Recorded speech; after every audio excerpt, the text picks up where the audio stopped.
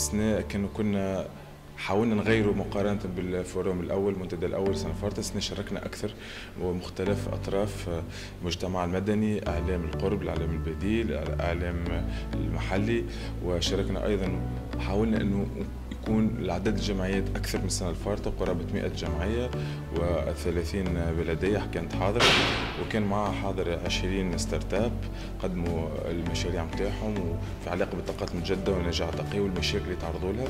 ومن أهداف الدورة هذه كنا نسعى إنه نخرجوا بدي ريكومونداسيون تكون في علاقة باللي جورناليست، بالماغي، بالمجتمع المدني، وخرجنا معناها بوثائق ان شاء الله باش نعلنوها في القريب. عملنا دي سيسيون مختلفين، منهم سيسيون تاع الستارت اب اللي شاركوا لي بارتيسيبون اللي شاركوا وخرجوا وعود نتاع دعم، وهما قدموا مقترحات وباش يكونوا حتى ريزو مع بعضهم في مشاريع نتاع الطاقات المتجدده. هما كانوا من تونس ومن مختلف الدول الافريقيه. كذلك باش تخرج ريزو اسوسياتيف اللي باش يخدم على الافيكاسيتي انرجيتيك والبليدوي اوسي في كل ما يتعلق بالطاقات المتجدده والنجاح الطاقيه. يعني هذا ايضا انه خذينا دي ريكومونداسيون مع عند الجورناليست انه في السنه المقبله ان شاء الله نعملوا حتى دي فورماسيون سبيسيال بور لي جورناليست كيلكو سوا التيرناتيف وميديا كلاسيك في علاقه بموضوع الطاقات المتجدده واللي هي مهمه جدا في تحقيق الامن الطاقي للبلاد التونسيه. Donc je travaille dans le secteur d'eau à la KfW et cette conférence m'a donné l'opportunité de faire une comparaison du secteur d'eau et du secteur de l'efficacité énergétique et des énergies renouvelables. Et en ce moment, je travaille sur un projet de transfert d'eau de l'extrême nord de la Tunisie au centre. Donc c'est un travail de transférer l'eau d'une région dans une autre région.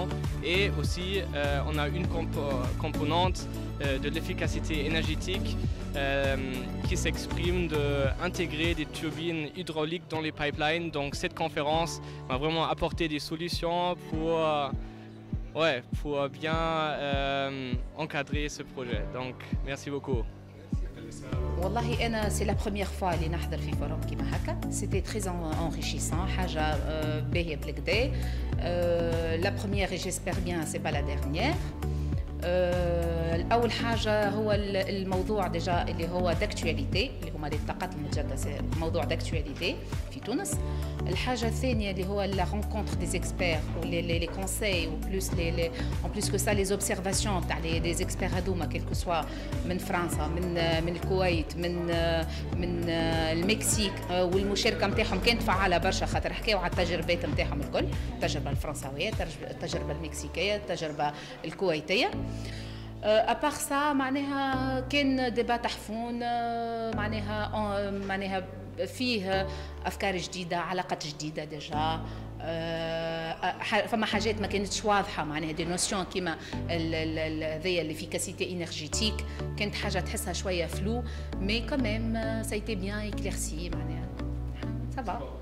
المنتدى هذايا هو منتدى دولي تعامل مع المشاكل الطاقيه اللي موجوده في بلادنا، وتم فيه طرح النجاعه الطاقيه كحل. الهدف هو الخروج بتوصيات. التوصيات هذه تكون خريطة عمل للأطراف اللي كانت موجودة اليوم من أجل ترسيخ النجاعة الطاقية والطاقات المتجددة.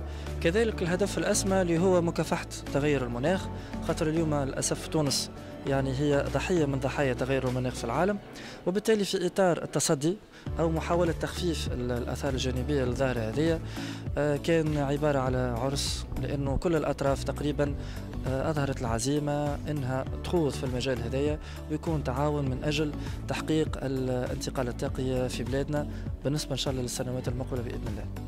لي دو جورني هذوما ديجا منفعه كبيره معناتها التلاقي معناتها كلكو سوا معناتها الاطراف الكل، من الصحافه، من المجتمع المدني، من معناتها شركات خاصه. دونك احنا ديجا دي جون معناتها اللي حطينا ان شاء الله معناتها اليد في اليد باش ديجا معناتها نكونوا يد واحده. هذا كل معناتها لوبجيكتيف باش نوعيوا معناتها المواطن التونسي بالطاقات البديله والمتجدده، وبقدره ربي معناتها تونس ماشيه من الحسن الى احسن.